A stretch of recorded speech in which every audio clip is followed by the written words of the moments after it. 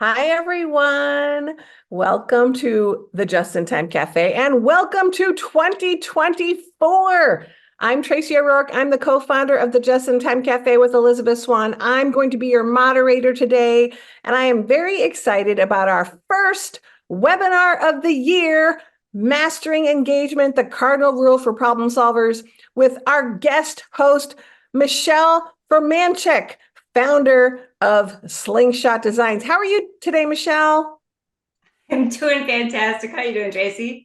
I'm doing great. So before we get started, let me tell you a little bit about Michelle. If you don't know her, she is a professional development coach and consultant and the visionary founder of Slingshot Designs. She has infused her background in manufacturing, quality, and continuous improvement with her passion for inspiring others to reimagine their personal best by weaving together technical skill development and human connection to create paradigm shifting experiences for thousands of professionals around the globe. That sounds super exciting, Michelle. With 25 years of experience with organizations around the globe, she's contributed to sectors including energy, technology, agricultural, environmental, and healthcare. And today, she's introducing us to the Cardinal Rule, a transformative self-development model that transcends complexity. Thank goodness, because complexity is no good. She also has a reputation for creative, engaging experiences by using storytelling and transparent vulnerability to leave others feeling inspired and eager to try a new approach to old conversations. Very exciting, Michelle. So, a few housekeeping items before we get started. First of all, you can ask questions at any time by entering them into the chat window. I will be monitoring the chat for Michelle, and if you have a question, we will get it answered for you.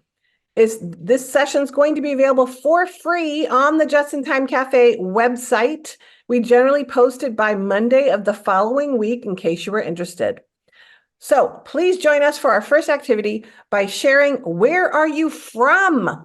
You guys have registered from all over the world. We have over 100 registrants for this webinar, which is great. And we want to know where everybody's coming from. So go ahead and type your name in the chat section and where you're joining us from today.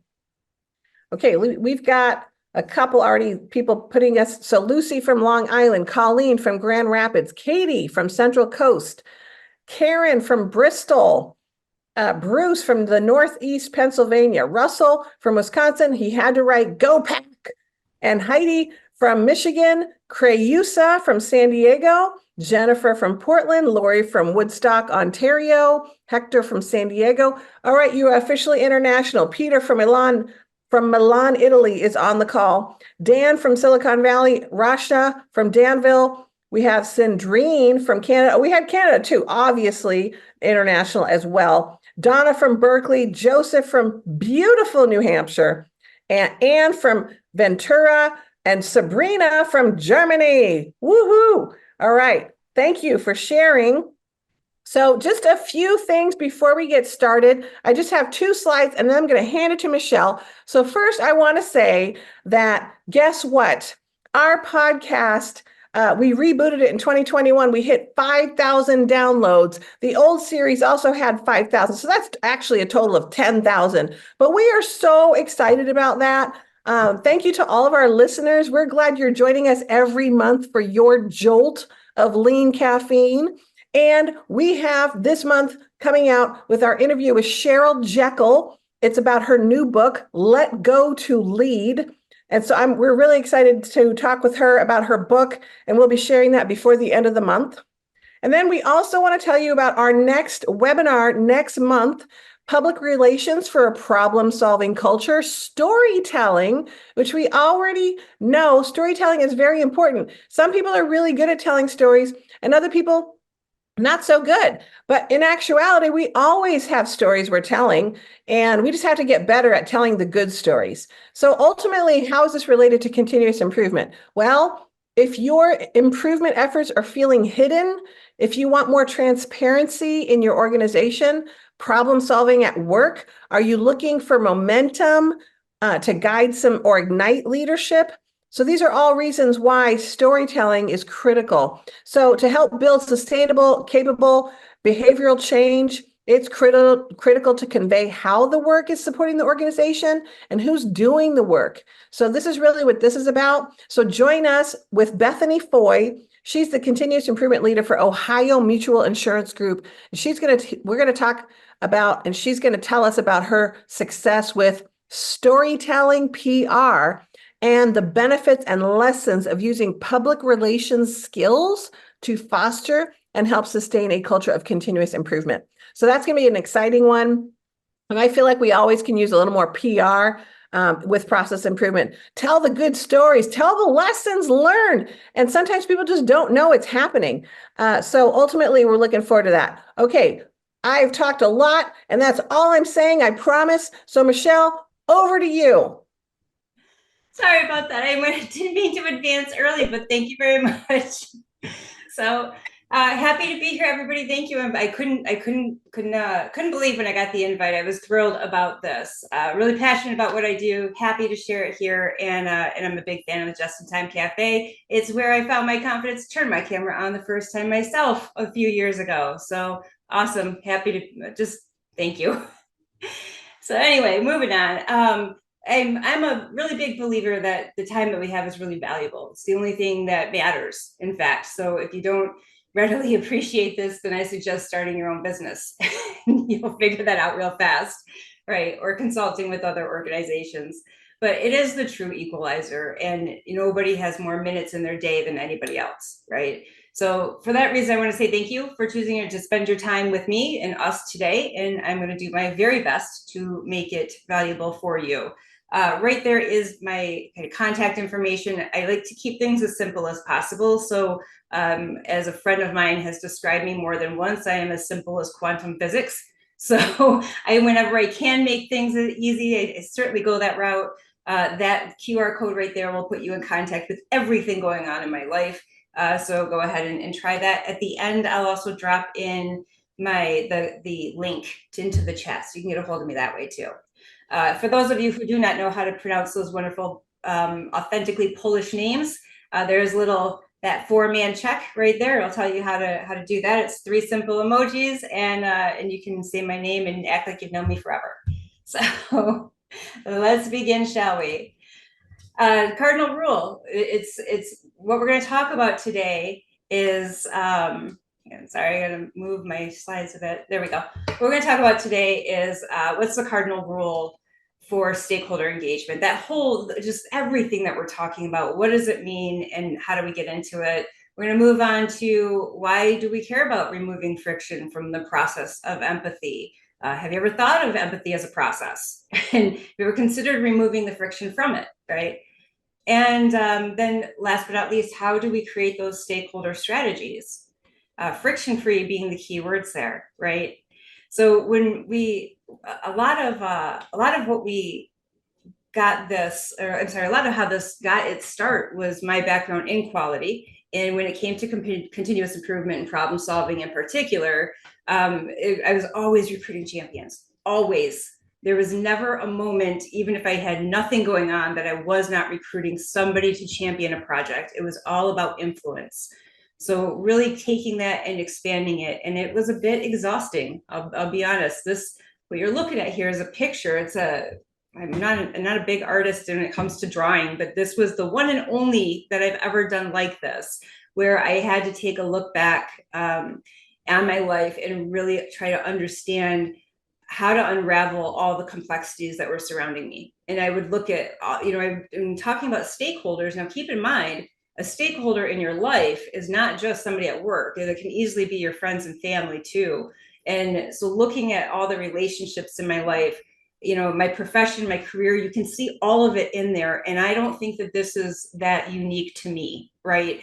There's a lot of people when we go to engage with our stakeholders that we realize, wow, they are really, they're really overwhelmed. They have all these other things on their mind, right? That bubble of all those icons coming out of that building is what everyone's dealing with. And there's me with an owl on my shoulder trying to look at the world and how do I connect all of this? How do I get myself connected into where I want to be? And how do I get stakeholders to listen to what I have to say, because what I have to say is relevant and valuable for them. And that's where it comes from. And if it's not, I want to emphasize, or I want to polish that, right? So I really got into this here. Now, where it got its real start at was, it actually started with relationships and boundaries. So what's cool is I will be doing on Valentine's Day, I'm going to be bringing back the relationships and boundaries series of the Cardinal Rule, which is how it really got its start. And that's good fun, because it really keeps us fostering those relationships and deeper understanding with people as we get to know ourselves and others better. So it's a really unique approach, that's for sure. And it aims to redefine leadership. The big encouragement is that we're encouraging people to authentically live their lives, make intentional choices, and really inspire positive change, both personally and professionally. And we'll talk about exactly how this goes through and applies to problem solving. So as I'm going to build this slide up and talk about things, introduce you to the 4 birds that we're going to, actually 5 birds we'll be talking about. As I go through each bird, if you would drop a note in the chat, I'm curious if a certain role, or maybe a celebrity persona, like an avatar, that comes to mind as I'm talking about it, okay? All right. So the first way that we go to look at these is we're going to think about internal focus and external focus. That's the axis there. And then the other way we're going to look at it is between human-centric and process-centric. This is the way I started to engage with stakeholders and really simplify the way I'm looking at people, so that when I'm having a conversation with someone, I'm not judging where they are based off their personality. This is where they are at the moment, right? Where am I meeting you where you're at right now? Where's your focus at? And how do I tailor my message to where you are? Because I may not catch you again for another day or week or month, right? So how do I make sure I'm impactful? And so we start going here. For people who are in this high internal focus and highly human-centric, right? These are our doves. There are warm, steady, nurturing, loving doves. There are peacemakers. These are the people that are going to find harmony from a stakeholder perspective. They're the ones that are making sure that everyone is keeping chill, calm, everyone's getting along, we're friendly, right? When we go down to this internal focus, but we're focused on process more and not less people, now we're talking about our owl. If you saw in that picture, my owl is sitting right up here. That's my bad boy, right? That's my default, that I will go to an owl real fast. It's how I was raised. It's just kind of who my natural defaults are. Now that's the part of us that really focuses on facts and numbers and charts and stats and graphs, right? Now it's easy for me to hold on to that owl and say, no, I'm going to hold on to this knowledge that I've collected in my life like a teddy bear, right? But that's not maybe not the quickest path to happiness for people, right? And it's probably definitely not the quickest path to stakeholder buy-in if you're not speaking the same language. So when we get up into this top quadrant here, we're going to talk about human-centric and external focus. And when we talk about that type, or that part of our personality, that is our peacock. Now I'm curious if this reminds anyone of somebody. The peacock is somebody who is really confident, right? They are definitely, other than NBC, they're definitely the person who's out there to deliver a message. Fantastic at building collaboration among people. They're really good at saying, this is the way that we can wrap this and package this idea to be relevant to everybody that we talk to, right? So maybe a career to keep in mind for that one would be marketing. That's where we're talking about getting that message branded together so that it makes sense to the most people, or the people that we want it to make sense to. And last but not least, on the external focus and the process centric, now we're talking about an eagle. And our eagle, think of it this way, an eagle flying really high in the sky, what they can see, right? You can see, they're able to see the terrain of the landscape. They can see the tributary systems. They can see commonalities and things that other people wouldn't see. They have this very, very high process focus, meaning that they're going to see the way that things interact in ways that none of the other quadrants are going to see, right? So if you've noticed so far, I have talked about 4 birds. None of them are called a cardinal. So there's a 5th bird here, right? So how does the cardinal come into play? When we are, yes, Bruce, you were right. Super salesperson is your eagle. And well, your combination eagle peacock, right? You want somebody who's really got that, who's leading with that. And I love that you said that, because this is a good point to make here. And I'll make it with the cardinal. So this is our cardinal. Our cardinal is purpose centric. It's not about just people. It's not about just processes, right? It's not just heart, just mind. They're also holistic focused. So we're looking at the whole thing. It's a very synergistic place to be. It's a quantum place to be. And it can be very, very confusing for people who think that way all the time.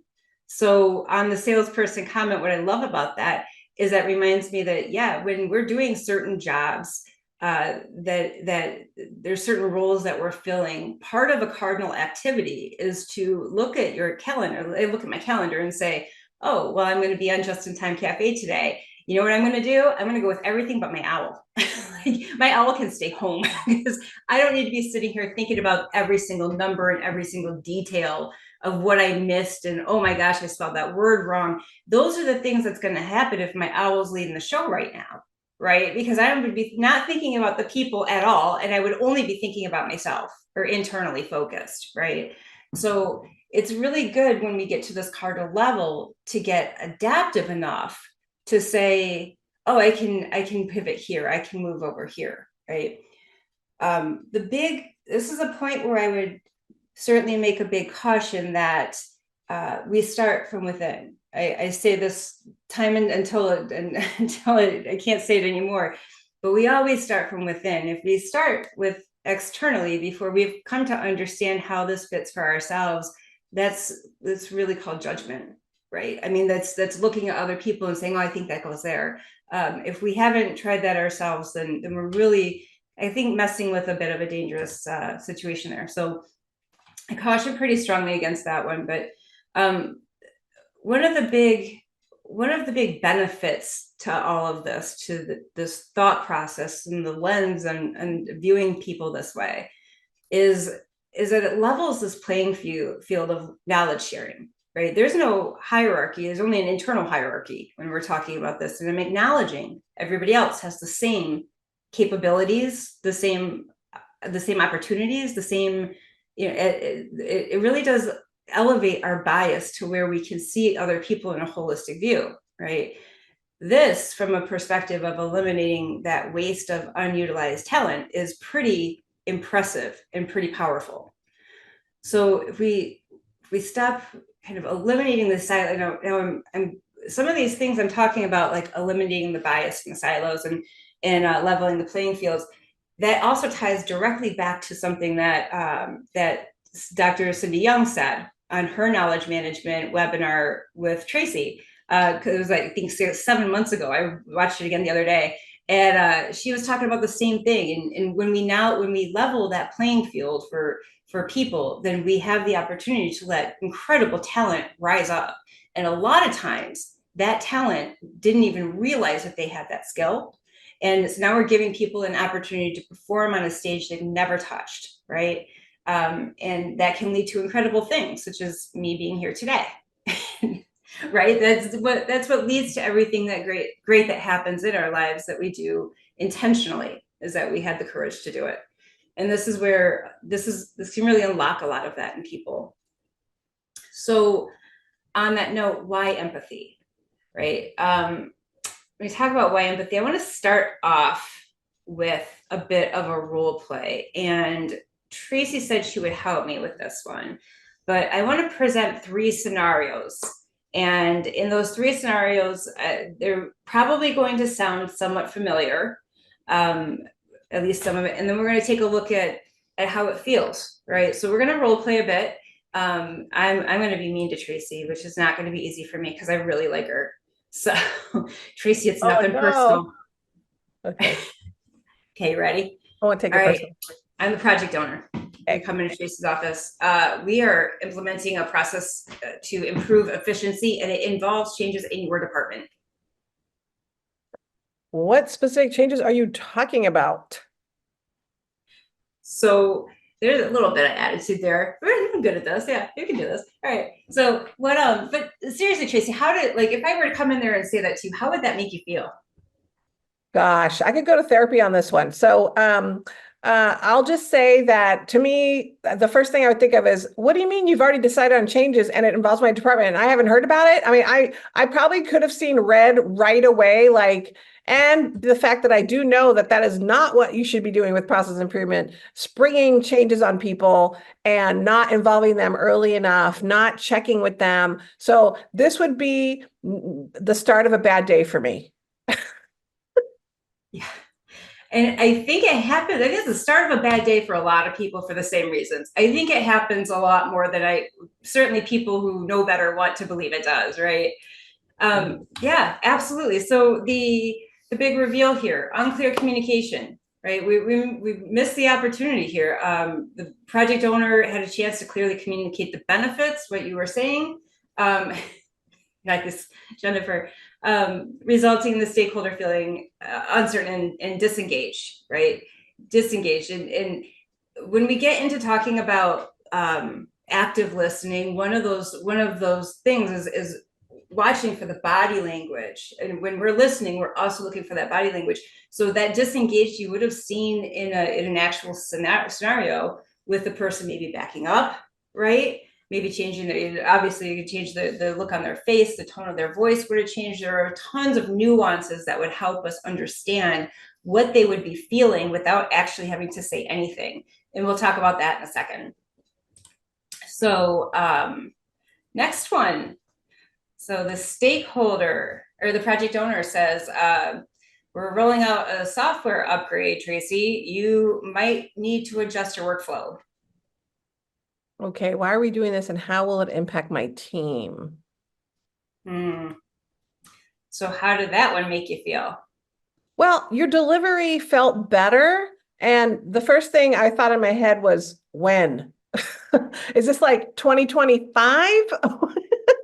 Right? Because then I'd be like, oh, okay, thanks for involving me and talking to me now. But if it's happening tomorrow, I might need somebody to hold my my hands behind my back. Right. I would try to be that person if I were there, but I might be there with you, right next to your side, going, really, tomorrow? But no, it is. There's a missed opportunity in this one too, which is that limited involvement invitation. We have an opportunity when we go up to someone, to a stakeholder, and approach a topic for the first time.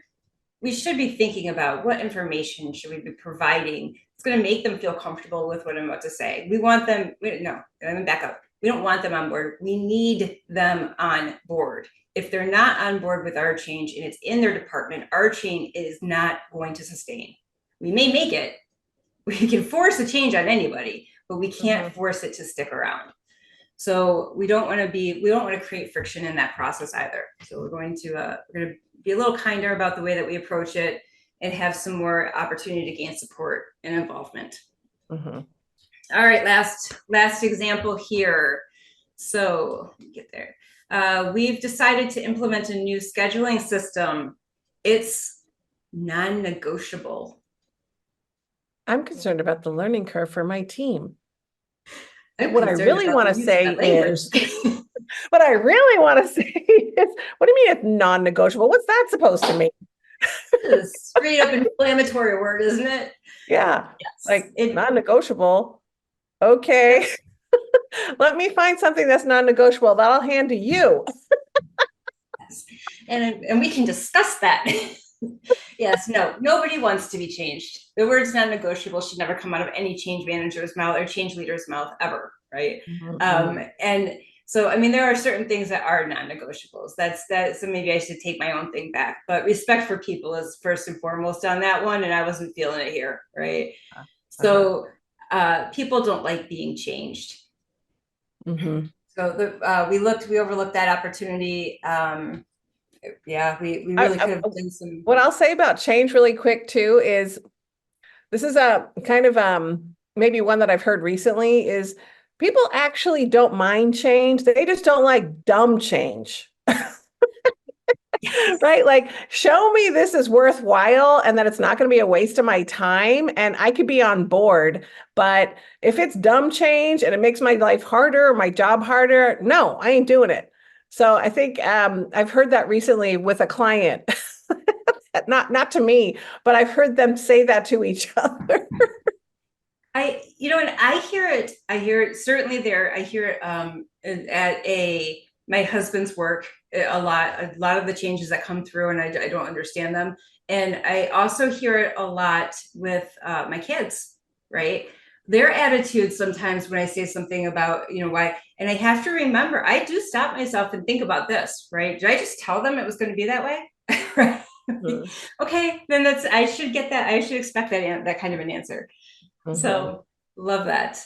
Mhm. Um, I like the Jennifer's comment too. I'll just mention it since she wrote it. She said most people resist and react to the transition, not the actual change, which I think is a very interesting point too. People, that unsure, okay, how am I supposed to adjust to this? And either the clarity or the not, the unclarity around that too can be stressful.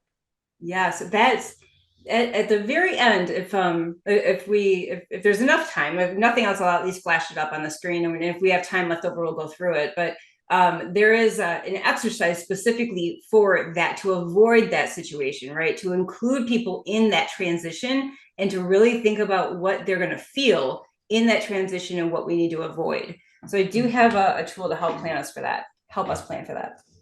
Great. All right.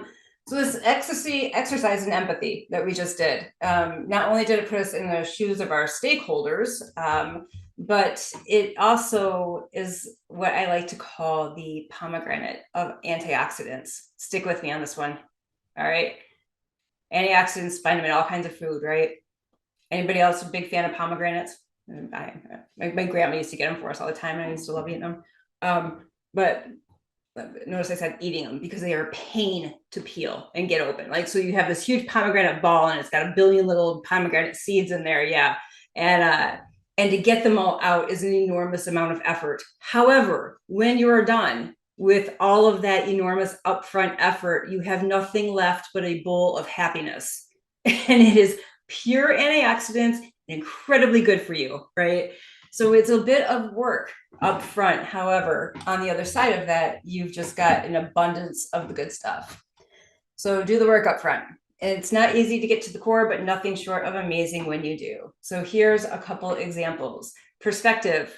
We gain really great insights when we ask other people what they see and how they see it, how things impact them. How does it make them feel? What challenges do they have? What motivations do they have? And this really gives us the only chance of understanding their point of view and giving it the consideration as being unique, because it is. Next up, effective communication. No, that's not. That's transparency. I told Tracy I'm so mad at myself for putting this in there. I'm going to pull this guy out. Anyway, transparency. This is call this effective communication too. This is us really talking about that deeper understanding with people. I talk a lot about being transparently vulnerable, which if you're not used to it, the first time you do it might feel a bit like a charlatan, like you're blowing things up a bit, right? And that was the first time I understood that was the difference. I had made the comment to somebody who said, and I said, I feel like a charlatan sometimes when I say this, but I'm not. And it was just such an audacious thing for me to say. And I remember her reaction was, are you a charlatan or are you transparently vulnerable?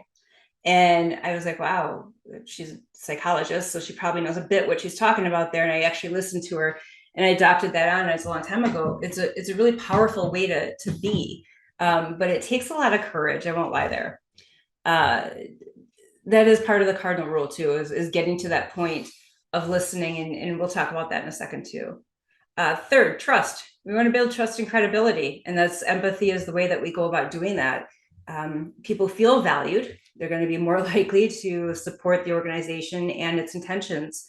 And of like the talk about the transition, right?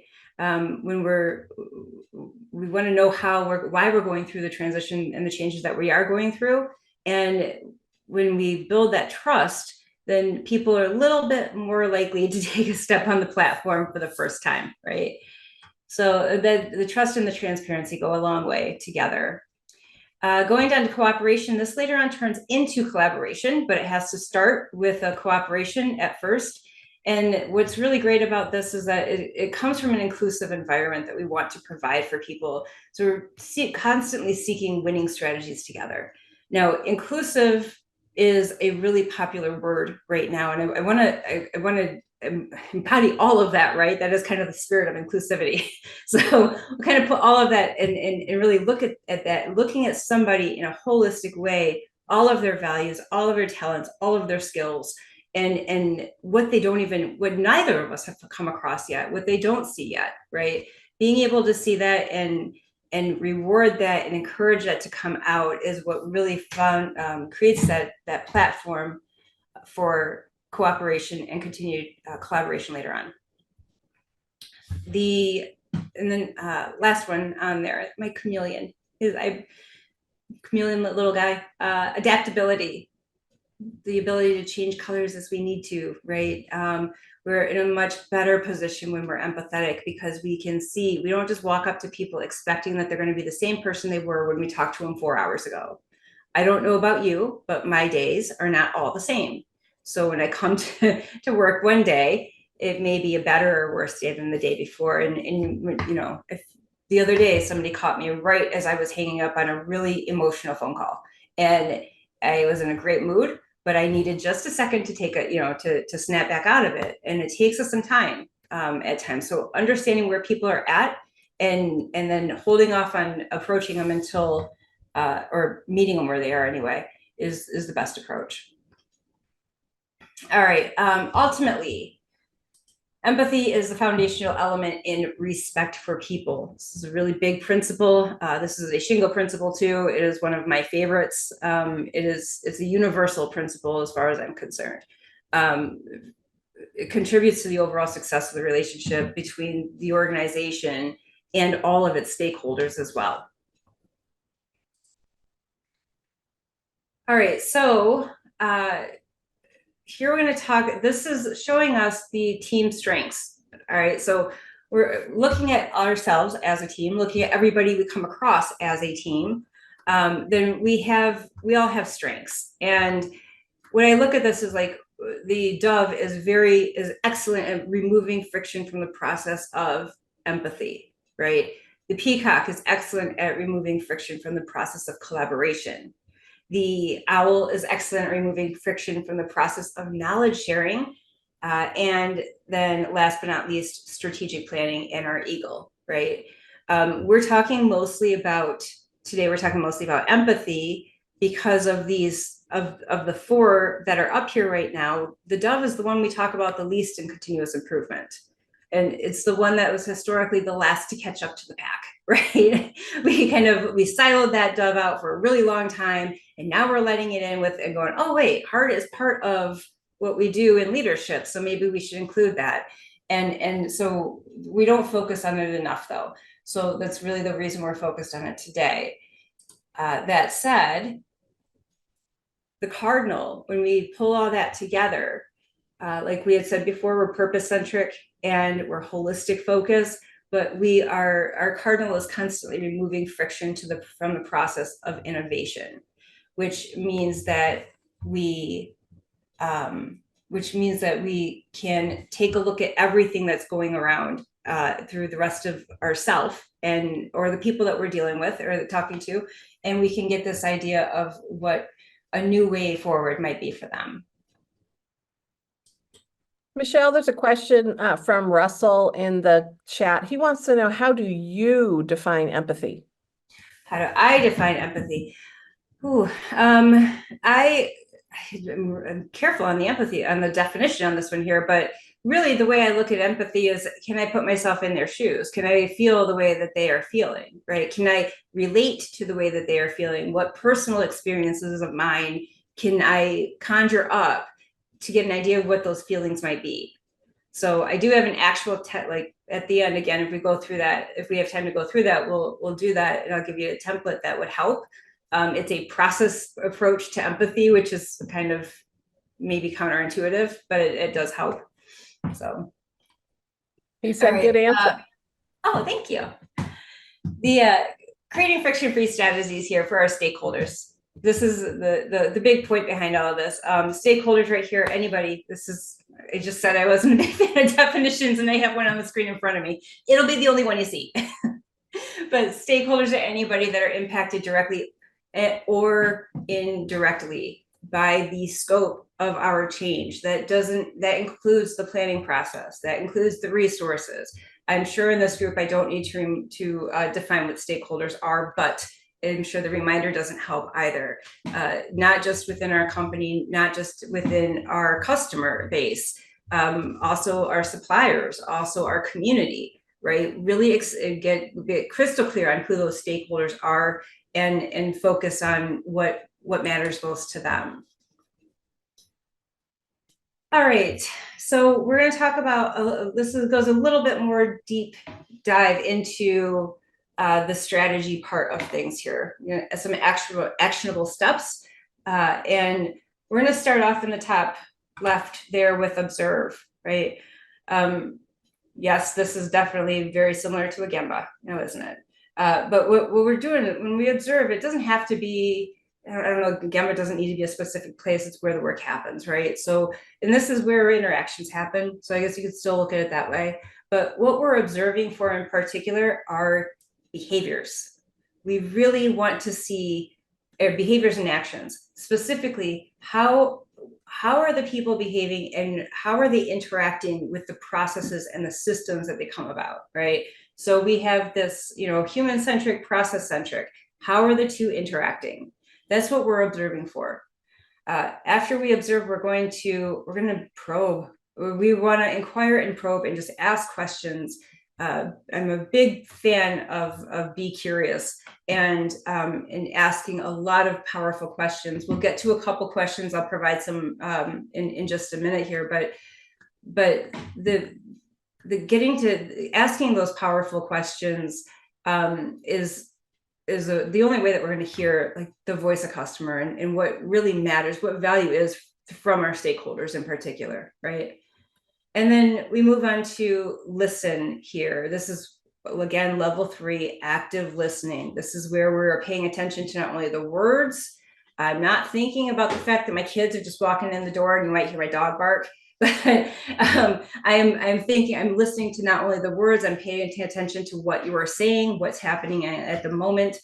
Level 2, I'm getting more into maybe your inflection of your voice. Maybe I'm hearing just a little bit more of the context behind what you're saying, right? And then we get to level 3. And level 3 is a lot of fun, right? Level 3 is where we're paying attention to, you have not only my undivided attention, but I'm paying attention to the way that the way that you're using your hands, how your eyes are, like I can catch those tiny tones of shame and blame that I'm listening for. I want to hear where there's friction in your process of thought. Where's your friction in your process of feeling, right? My job as your coach or your consultant or your manager or your leader is to remove that friction.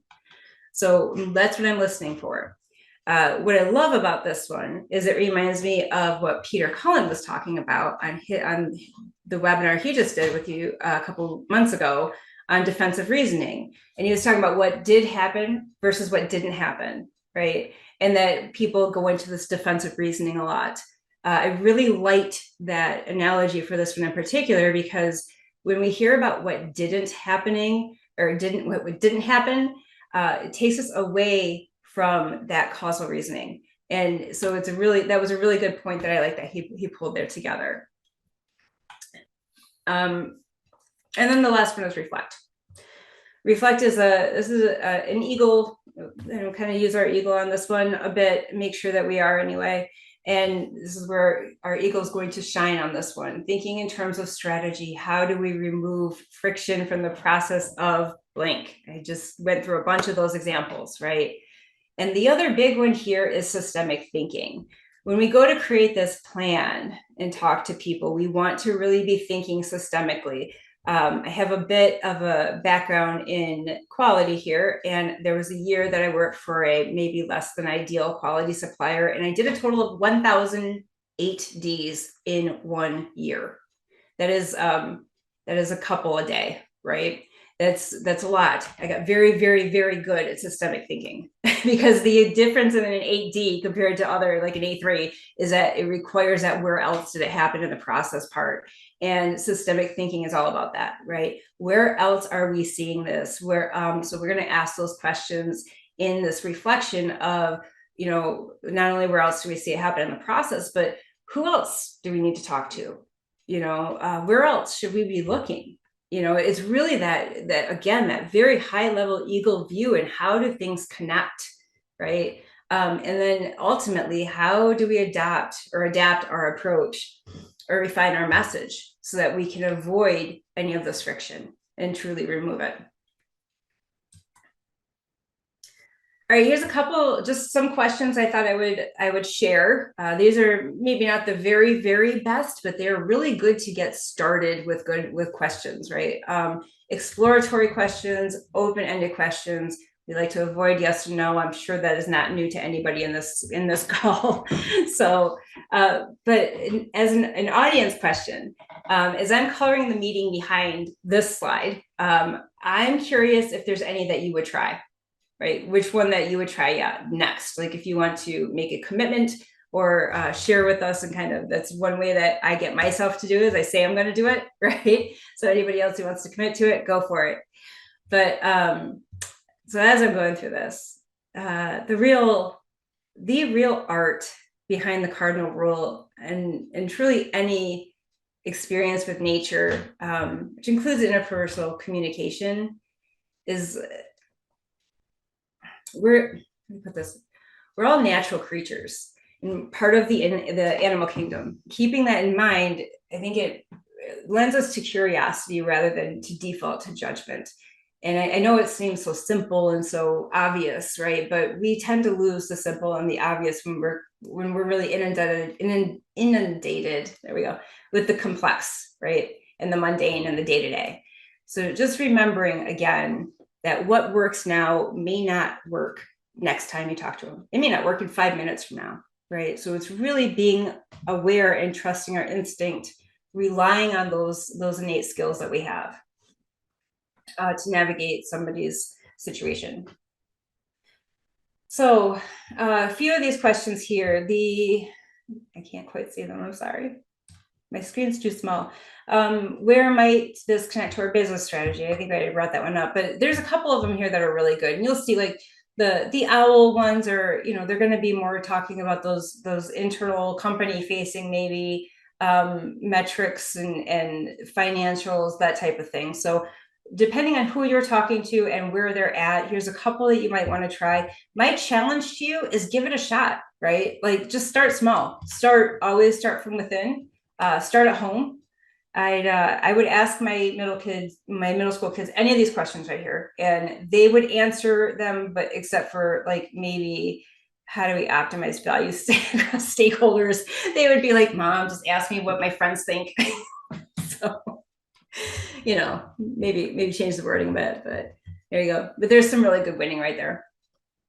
I think what's important here too is in our role play, it started with a statement, right? Like talking at somebody versus exploring questions to gain information about someone or someone that you're talking with, as opposed to just telling them something. So I think when we're in tell mode, stakeholders can react not so great because we're not really engaging them. We're just telling them. One of the things that that just reminded me of is there's one of the sayings I have a lot is there's no competition at the cardinal level. And as in continuous improvement, certainly when we're learning the skills, especially when we're first getting started, it's really easy to try to prove that and I'll speak for myself on this one. I went through years of my early career trying to prove that I knew it, prove I could do it, right? And if you're never going to be good at continuous improvement with that kind of a mindset, right? It's not when you're really good at continuous improvement and somebody says, what do you know? The answer is very little, right? I know very little about what I know enough to ask questions. That's what I know. I know that every scenario is different. I know that there's no one answer that fits everything. And I know that there are tools like this that help us make a better decisions and come up with more clarity faster. That's what we're good at, you know? So I love that. The statements don't mean as much as the questions. All right, so start small. Let's start. So, all right, we are at time check 2:45. We have a little bit of time for questions still built into this. And then we're really done with content. So now we're on to talking about, we have this exercise. It's a reflective or a reactive fishbone. I do also have one that is proactive. I spent a lot of time talking about proactive, so I pulled this one up instead. But I also use this one a lot. So I use this one thinking about problems, thinking about processes. I use this one thinking about people, though, really. If I'm using it on processes, then the scope of this is on me, right? So how does my dove feel about this? How does my owl feel about this? If I'm using this for a project and on stakeholders, then I'm thinking externally, how does, an avatar in my business or on my project team, one of my stakeholders whose opinions are really strong in this dove field, they're going to be my avatar. I'm going to go through this activity. All right. So this is definitely something that I would love to get the attendees involved in too. If you, I guess if we pick a bird here, Tracy challenge, it's a Tracy challenge. Which bird do you want to pick?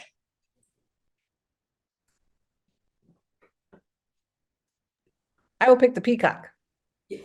That's not surprised by that. So perfect. By the way, they are color coded for a reason, which is helpful. And I am working on I set up my business using this as well. So I am working on an entrepreneurial version, which would be pretty cool. Well, as long as my business succeeds, otherwise it won't be very cool, right? But it will. So, all right, taking a look at the peacock here, we're going to look at a behavior, a limiting belief, and an outcome. This is a really good brainstorming. So if I were to say like, there's a resistance to change. Again, Tracy, I'm going to impose a change in your department that's going to affect you and all your employees. And I'm not telling you much about it. That's a pretty extreme negative one, but maybe we can neutralize that a bit, right? There's just a change going on and you don't quite understand it. What is something that maybe a peacock, that collective, collaborative type of person, what's something that they might, a behavior that they might have?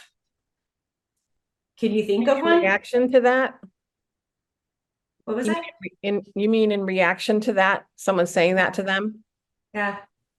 I would think my hope is they would ask questions, right? Like they might say, well, okay, so tell me more, give me some more information about what you're looking to do. Or like, had I heard about this before? Is this new? Getting an idea of, are they coming at me at the last minute or are they coming at me, really pretty early on? So, and should they want to involve me or some people that are in my group? Nah, I meant to get a hold of you earlier, Tracy, but I was on vacation. So, sorry. Last minute, next week. Last minute, next week. Yeah. Holy moly. I don't know. I'm not really sure what we could do to make that change within a week, but I'm willing to explore. Okay, well, that's awesome. That's awesome. Thank you very much for that. So, what we're going to see in that, what we're going to see there is that we had a behavior. There was a limiting belief in there. That limiting belief is that 1 week isn't enough time. I didn't tell Tracy what the change was. Right. Right. True. I mean, really, what was it could just be like, hey, I got your new cell phone cover, but you don't know, right? I mean, how often do you have somebody come up to you and go, hey, Tracy, got plans this weekend? Yeah. Like, I don't know. Can I find out why before I answer? Right. So the outcome then in that situation is that we got resistance, right? Because we weren't clear about what we were looking for or what change we were talking about. So I don't know, do another one? Want to do one more? Sure. Okay. All right. So we have you have a favorite? Let's do the dove. Do the dove. All right. All Unless you right. want to do the owl. You know what? I could do either one. I will share something on Peacock. That's a personal thing. My when I went through this whole discovery with myself, the Peacock was a big one for me. I realized that my confidence came across because it wasn't rooted in anything right yet, right? You know, I was like new to doing everything. My confidence was coming across as arrogance. And it Mm-hmm. was so the opposite because it was insecurity, right? And where I did a lot of digging on myself as to why is that, right? When my confidence was coming across as arrogance because I was insecure, it came down to that fear of failure. I mean, I think probably now most of us realize that everything's rooted in fear, right? So we take the word fear, the word less. If you write those two out, and that space in between, you shorten that up, right? That's the cure to it, right? That's what we try to get to. Um, but when we look at another example here for the dove. So if we have a dove, if we are talking to somebody or so one of our stakeholders maybe is showing a behavior of being maybe a little negative. I'm not really used to that, right? Somebody who is typically very much like a warm, kind person. And when we meet them, they're being cold. That's a very different behavior, right? So we got to dig a little bit and figure out where that limiting belief is at, and what that outcome is going to be. So the limiting belief in this case, if we do some digging, we find out maybe that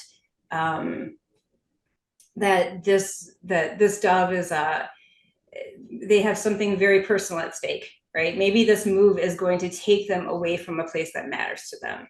Now, that may sound silly to somebody, you know, like for me, I work all over the place, right? So why would I care where I work? But to a dove who may be real comfortable having set up their shop in a certain way, and they're very happy with this environment that they've created, messing with their home is going to be a problem, right? They're big nesters. So kind of understanding that, and that the outcome might be something as simple as saying you're free to design the space however you want, you know, just giving them what they need to, because it's not going to stop us from moving forward with the project just because, you know, one thing, because of somebody wanting a space to look a certain way. Mm-hmm. But if that's what their fear is, that will absolutely stop them from getting on board, right? So it's just a matter of getting people to trust us enough to open up those fears and share them with us, and really the trust again that we're going to do something about it. Mm-hmm. Alrighty, well, let's go to open things up for any questions, comments. Any questions for Michelle? So how often and how long have you been using, I'll start with the first one, I guess. How long have you been using these analogies with the birds and the cardinal rule? Have you been using it for a long time? How has it helped you? 2017, and I think I got real clear on it in 2019. Uh-huh. So this truly, I know people say this often, but I've only said it once about this. It changed my life, changed everything about my life, changed the way that I felt. Like I learned, so a big one, which is taking this a little more, well, not a little bit, a lot more personal, is it really helped me to understand how much shame and blame played a role in my life, right? And that was the whole scope of my life. That was a common thread, and removing that is not easy. You know, it infiltrates places that we don't expect. So the cardinal rule really helped me be able to do that, to having the systematic approach to looking at myself as the diverse human being that I am, with all of these thoughts, really helped me understand. So That's wonderful. So Stephanie is curious. She wants to know, can you show the slide where you summarize different birds and their characteristics? Yeah, no, that's not that one, sorry.